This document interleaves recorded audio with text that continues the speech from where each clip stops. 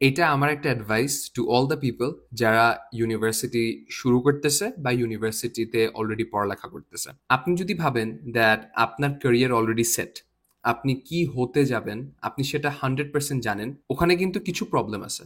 কারণ আপনি এখনো পুরো ওয়ার্ল্ডটাকে এক্সপ্লোর করেন নাই। পৃথিবীতে যেসব অপরচুনিটিস গুলো আছে ওগুলো আপনি এখনো প্রপারলি আইডেন্টিফাই করেন নাই। এখন আপনি জানেন না যে আপনি আসলে কি করতে চান। হ্যাঁ, হয়তো আপনি ডাক্তার হতে চান, আপনি জানেন, কিন্তু কোন বিষয়ে আসলে ডাক্তারি পড়তে চান ওই সব বিষয়গুলো কিন্তু আপনার জানা নাই।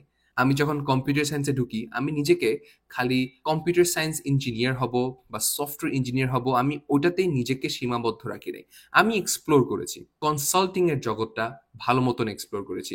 আমি সাইবার সিকিউরিটির জগৎটা ভালো মতন এক্সপ্লোর করেছি। প্রোডাক্ট ম্যানেজার রিলেটেড যা যা দরকার একটা চাকরি পাওয়ার জন্য আমি প্রত্যেকটা জিনিস স্টাডি করেছি এবং গুগলের ফাইনাল রাউন্ড পর্যন্ত পৌঁছিয়েছি until Google started laying off its employees. এরকম আমি প্রত্যেকটা ফিল্ড ইন্ডিভিজুয়ালি স্টাডি করেছি, কোনটা আমার পছন্দ কোনটা আমার পছন্দ না। যেটা পছন্দ ওইটাতে আমি কন্টিনিউ করছি এবং যেটা আমার পছন্দ ছিল না আমি ওটা কন্টিনিউ করিনি।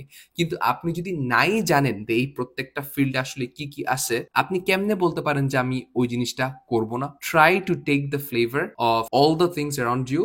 আপনার বাউন্ডারিটাকে খোলা রাখবেন, ডিফারেন্ট ডিফারেন্ট অপরচুনিটি সিক করার চেষ্টা করবেন। খালি একটা জিনিসে আটকায় থাকলে হয়তো আপনার লাইফে অনেক প্রবলেমস আসতে পারে।